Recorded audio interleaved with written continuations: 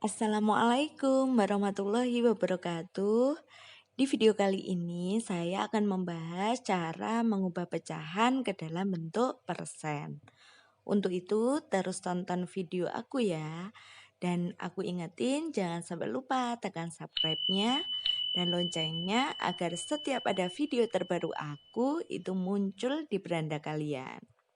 Misalkan contoh soal yang pertama itu adalah pecahan campuran 2/5. Mau kita ubah ke dalam bentuk persen itu harus kita ubah terlebih dahulu menjadi pecahan biasa, yaitu dengan mengalihkan dengan penyebutnya dan menjumlahkan dengan pembilangnya. Jadi 2 kali 5 itu 10, kemudian ditambah 2 itu adalah 12. Kemudian pernya itu tetap per 5 sesuai dengan penyebutnya.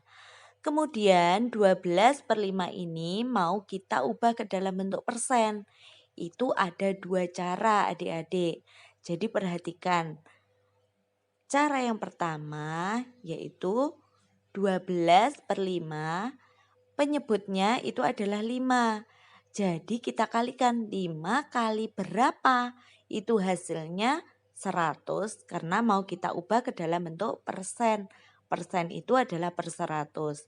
Jadi 5 kali 20. Karena penyebutnya kita kalikan 20, yang atas juga harus kita kalikan dengan 20. Di situ ada 0 adik-adik. Jadi perkalian apabila ada 0 itu nolnya disimpan. 12 kali 2 itu adalah 24 per 5 kali 20 itu adalah 100. Jadi apabila sudah per 100 itu kita tinggal menulis sesuai dengan angkanya yaitu 240%. Karena pada dasarnya persen itu adalah per 100. Jadi 240 per 100 itu adalah 240. Cara yang kedua yaitu 12/5. Ini kita kalikan semuanya dengan 100/1. Jadi semuanya apabila kita mau mengubah ke dalam bentuk persen harus dalam bentuk 100/1. Kemudian boleh kalian sederhanakan adik-adik apabila itu letaknya di atas sama di bawah. Jadi yang perlu kalian perhatikan itu apabila ingin menyederhanakan tidak boleh jejer.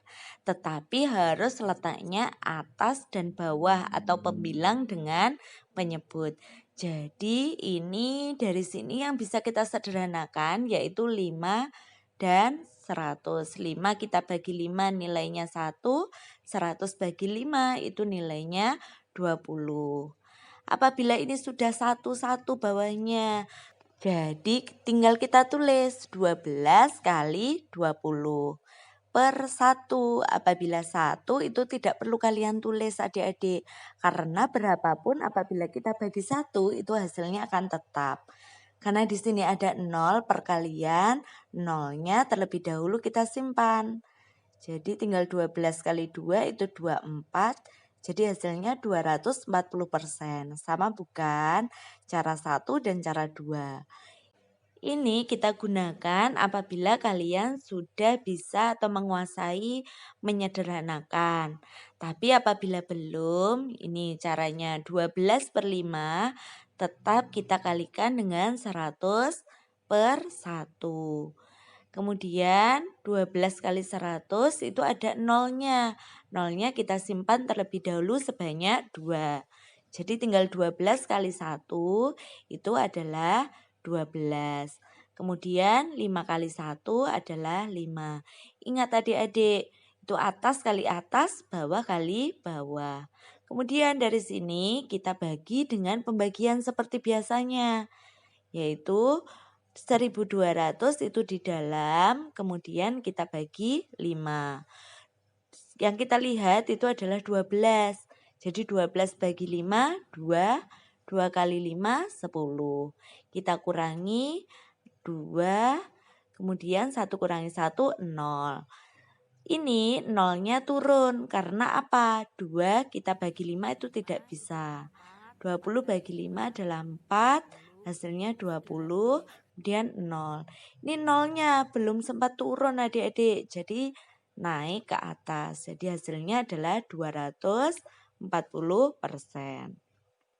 Walaupun banyak cara, itu hasilnya akan tetap adik-adik. Soal berikutnya yaitu 1,2.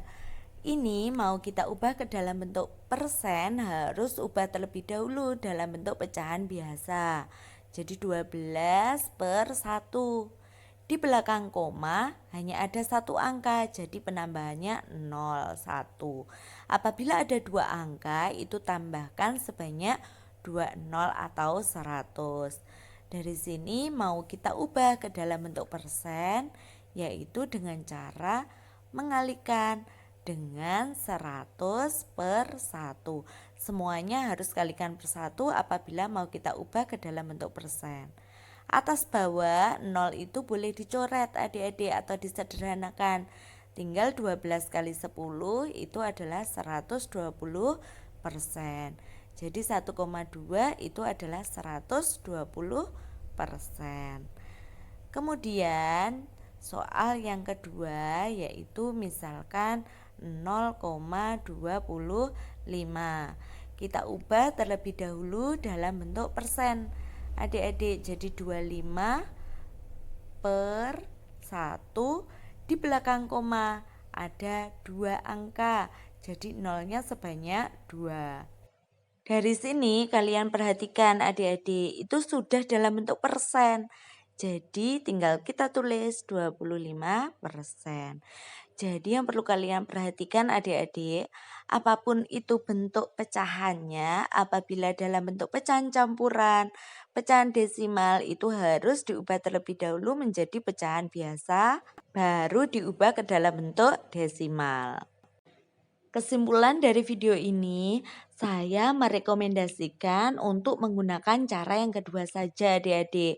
Karena cara yang pertama itu ada sebagian angka yang tidak bisa kita kerjakan. Misalkan 8, kemudian 9, kemudian 13 dan lain-lain itu tidak bisa kita kalikan dengan angka berapa yang hasilnya dengan 100.